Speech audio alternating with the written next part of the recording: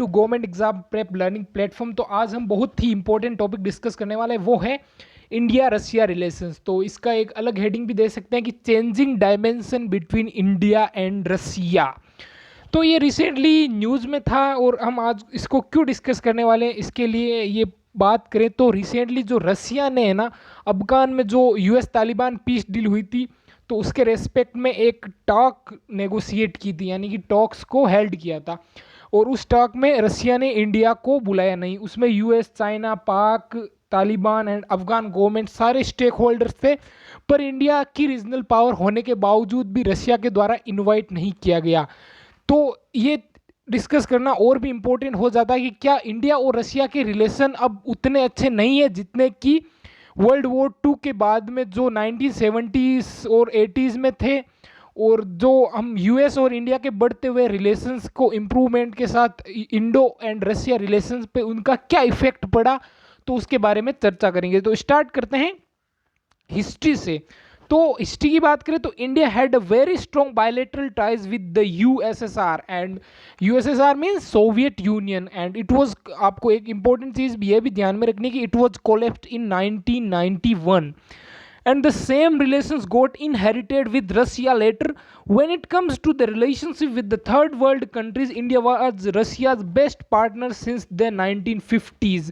अब 1950 से ही रशिया के मॉडल को भारत फॉलो करता आ रहा है, जैसे कि पंचशील जो 5 वर्षों के लिए जो पूरी योजनाएं थी वो भी रशिया से ली गई, और Pandit Jawaharlal Nehru initiated the relationship by visiting USSR in 1955। अब ये क्या नाम है, निकिटा कुरुशिव, ये प्रोनाउंसिएशन सही नहीं हुआ, पर आप ये देख सकते हैं। First secretary of the communist party in his visit in the fall of 1955 announced that the USSR recognized Indian sovereignty under over the disputed territories of Kashmir and Goa. उस टाइम गोवा क्या था, पुर्तगीज जो के अंडर में था। अब बात करें तो अब जो बात आती है कि 1965 जो 1962 साइनो इंडियन वार, तो उस टाइम रशिया ने एक न्यूट्रल स्टांस लिया। अब आगे की बात आती है जो, and it was thoroughly objected by China. The USSR leverage इस relation with China to have strong tie with India. इसका तो कोई यहाँ पे मतलब नहीं है। अब in 1962 the Soviet Union agree to transfer of technology and co produce MiG-21। अब डिफेंस में हम इस वीडियो के आगे के भाग में बात करेंगे, तो डिफेंस में रशिया के साथ हमारा रिलेशन बहुत ही अच्छा रहा है। Around 60% of the military components are from Russia.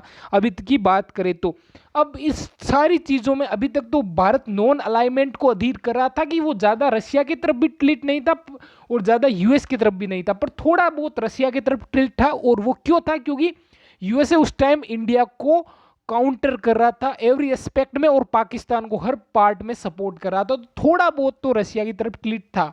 अब 1971 जो इंडो पाक वॉर या बांग्लादेश लिबरेशन वॉर हुआ था, तो उसमें क्या हुआ कि यूएस ने पूरी तरह खुला पाक को सपोर्ट किया और उसने बे ऑफ बंगाल में अपना नेवी का 7th फ्लीट जो वो भेजा।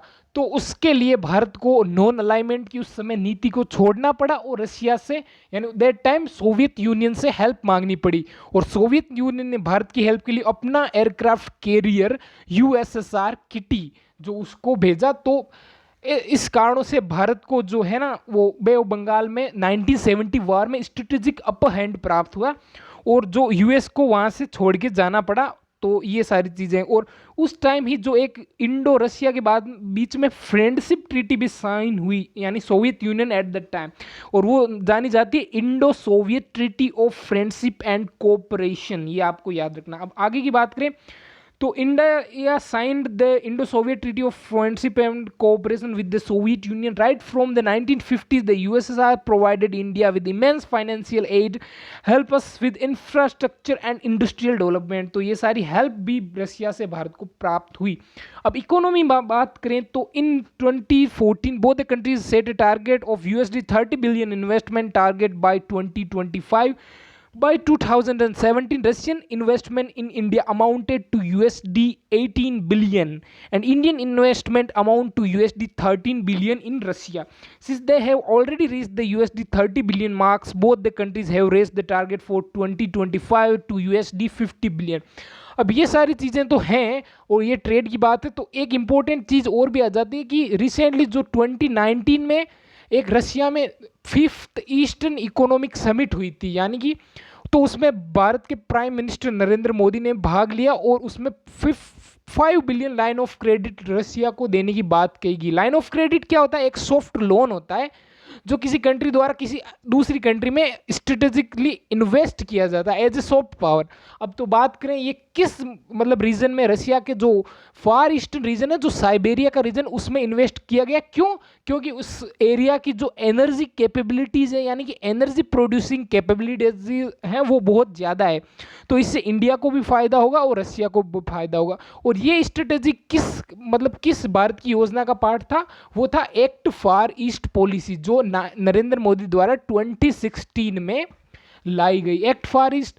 अब इन तीनों की हिस्ट्री की बात करें तो 1991 में पीवी नरसिम्हा राव ने लुक ईस्ट पॉलिसी, और उसके बाद 2014 में नरेंद्र मोदी ने एक्ट ईस्ट पॉलिसी, और उसके बाद 2016 में एक्ट फॉर ईस्ट पॉलिसी। अब आगे की बात करें तो ट्रेड में simply in 2017-18 bilateral trade was USD 10.69 billion, 21.3% increase over 2016 and 17, with Russia having a trade surplus of USD 6.5 billion. India imports mineral fuels, mineral oils and products of their distillation, bitumen substance, precious, और ये सारी चीज़ें हैं। ये आप देख सकते हैं, ये जो भारत इंपोर्ट करता है, और एक्सपोर्ट क्या करता है? Nuclear reactor, boiler. तो ये सारी चीज़ें आप एक आइडिया ले सकते हो कि ट्रेड कितना होता है, तो इंपॉर्टेंट चीज़ की। अब ऑर्गेनिक केमिकल्स, कॉफ़ी, टी, ये सारी चीज़ें इंडिया एक्सपोर्ट करता है। To further enhance the bilateral trade between both the countries are planning on trading in national currencies और फ्री ट्रेड एग्रीमेंट।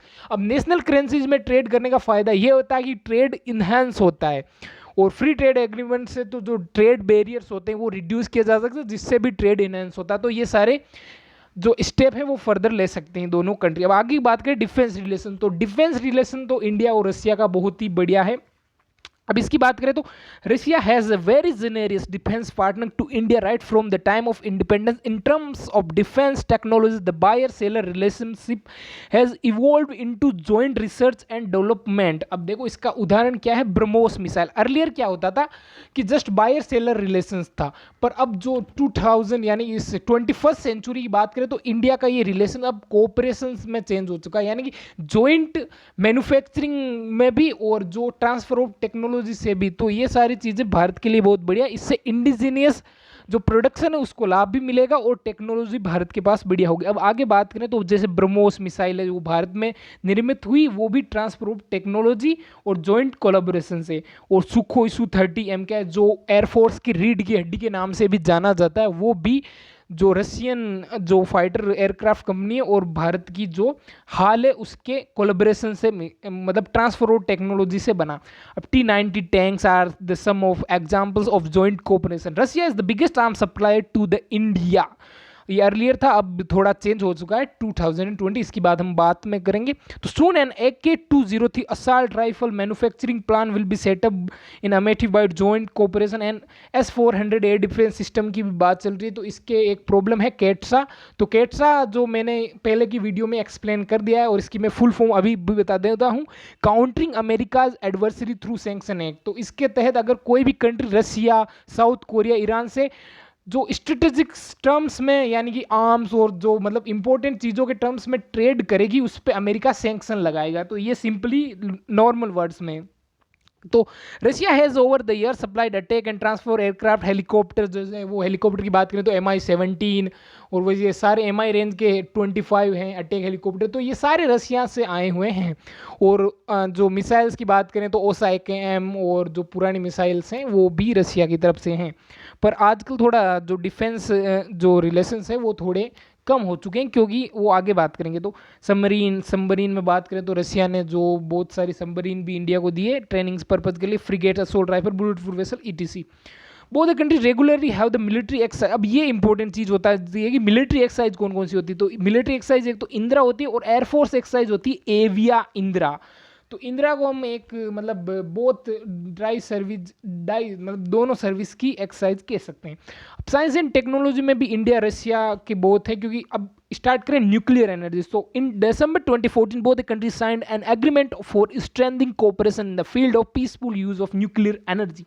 अब इसके बाद क्या हो गया, कुंडनकुलम न्यूक्लियर पावर प्लांट, ये कहाँ पे स्थित है, ये तमिलनाडु में है, is being built in India with the Russian cooperation, और ये units 1 and 2 have already become operational in 2015 on the agreement on the localization of manufacturing of nuclear equipment in India was also concluded। तो ये nuclear cooperation, अब आगे की बात करें तो स्पेस कोऑपरेशन, तो इसकी हिस्ट्री तो बहुत ही मतलब पुरानी है। अब कहाँ से स्टार्ट करें, जो इंडिया का फर्स्ट सैटेलाइट था आर्यभट्ट, वो 1975 में लॉन्च हुआ, वो भी रसिया के बेकानूर स्पेस लॉन्चिंग पैड से। तो ये तो फर्स्ट कोऑपरेशन। उसके बाद बहुत सारे सैटेलाइट रसिया की हेल्प से लॉन्च किए गए, तब तक कि भारत ने अपना जो पर्सनल सैटेलाइट लॉन्चिंग व्हीकल को डेवलप नहीं किया। अब आगे की बात करें तो both the countries have had a very long history of peaceful cooperation in the field of space। The first Indian satellite Aryabhatta, ये जो was launched on a Russian launch vehicle, India's first man in space squadron leader Rakesh Sharma went with the Russian in a Russian module। Several memorandum of understanding have been signed to further enhance the cooperation। अब science and technology की बात करें तो The working group on science and technology function under IRIGC TEC, the integrated long-term program ILTP and the basic science cooperation program are the three main institutional mechanism for bilateral science and technology cooperation। ये सारी चीज़ें आपको याद रखनी पड़ेगी। While the science academics of the two countries promote inter-academic exchanges, यानी कि inter-academic exchange, several other steps also have been taken to encourage a two-way exchange of technology। यानी कि इंडिया के पास जो बढ़िया टेक्नोलॉजी होगी वो हम रशिया को प्रोवाइड करेंगे, और रशिया की जो बढ़िया टेक्नोलॉजी होगी वो इंडिया को वो प्रोवाइड करेंगे। अब आगे की बात करें तो conclusion, Russia has proved itself to be an all weather and evergreen friend with India. क्योंकि ये ऑल वेदर फ्रेंड से यहाँ क्या मतलब है कि हर सुख और दुख यानी कि वो उसमें काम आता है। Both the countries have an inter government body I the Indo Russian inter governmental commission IRIGC। ये बहुत इंपॉर्टेंट है कि Indo Russian intergovernmental commission, it conducts affair at the government level between both the countries। India has this extent of relations with only Russia from 2014। with India's growing inclination toward the USA, there has been an increased closeness between China and Russia। ये क्यों है, क्योंकि इनका एक common enemy है, वो है US है। तो ये एक रीजन हो सकता है कि चाइना और रशिया क्लोज आ रहे हैं। अब आगे की बात करें तो since Donald Trump's aggressive behaviour towards its non allies, China and Russia have also started cooperating at a higher. तो मतलब ये डोनाल्ड ट्रम्प का जो काउंटर था ना इसके नॉन अलाई में, तो उससे भी चाइना और रशिया और क्लोज आए। और अब बाइडेन गवर्नमेंट की बात करें तो उसका भी रुख कुछ चाइना और रशिया के खिलाफ चेंज हुआ नहीं है, वहीं सेम है। तो ये चीज़ तो कंटिन्यू ही रहेगी कि चाइना और रशिया और क्लोज आएंगे। और चाइना रशिया के क्लोज आने का एक रीज़न ये भी है कि उनके बीच में जो बॉर्डर है वो पीसफुल है, उस पर कोई भी डिस्प्यूट नहीं है। तो ये एक रीज़न और भी है कॉमन एनिमी के अलावा। अब इंडिया रशिया जो कोऑपरेट करते हैं वो मल्टीनेशनल इंस्टीट्यूशन पे भी कोऑपरेट करते हैं। वो कौन कौन से, जैसे ब्रिक्स हैं और SCO है, RIC ट्राइलेटरल है, तो ये सारे इंस्टीट्यूशन में भी इंडिया और रशिया मिलते हैं। अब इसकी बात करें अब इंडिया को क्या करना चाहिए, India should handle this situation very tactfully and diplomatically so as to continue this strong evergreen friendship. यानी कि इंडिया को किसी भी कंट्री की तरफ क्लिक ज़्यादा नहीं करना चाहिए, अपनी जो फॉरेन पॉलिसी उस पर अधीर करना चाहिए, जो है स्ट्रेटेजिक ऑटोनोमी, यानी कि किसी भी देश की तरफ ज़्यादा क्लिक नहीं हो और अपने इंटरेस्ट सेल्फ इंटरेस्ट को ध्यान में रखते हुए फ्रेंडशिप को मेंटेन करें।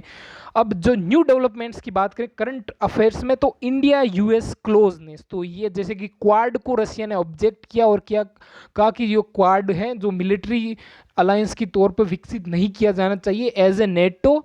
और चाइना रशिया एंड USA, अब चाइना रशिया जो है उनका कॉमन एनिमी US है, तो ये भी चाइना रशिया साथ में आ रहे हैं US को काउंटर करें, तो ये भी एक इंडिया के लिए प्रॉब्लम है। अब आगे बात करें तो रिसेंट इंडिया रशिया रिलेशन, तो मैंने जो वीडियो की स्टार्टिंग में कहा था कि जो रशिया ने अफगानिस्तान की पीस प्रोसेस के लिए जो टॉक हेल्ड की थी उसमें भारत को नहीं बुलाया, तो ये भी एक प्रॉब्लम थी।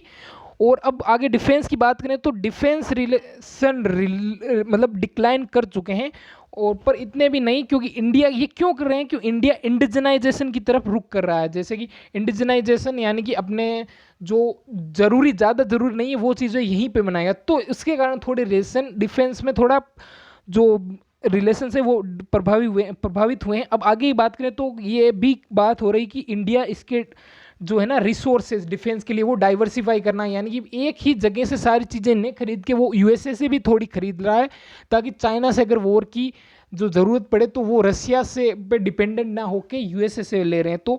तो डील्स विद यूएसए, तो ये सारी, और S-400 भी केटसा से प्रभावित हैं। अब आगे की बात करें तो रिलेशन इतने भी खराब नहीं है, बहुत ही बढ़िया भी हैं।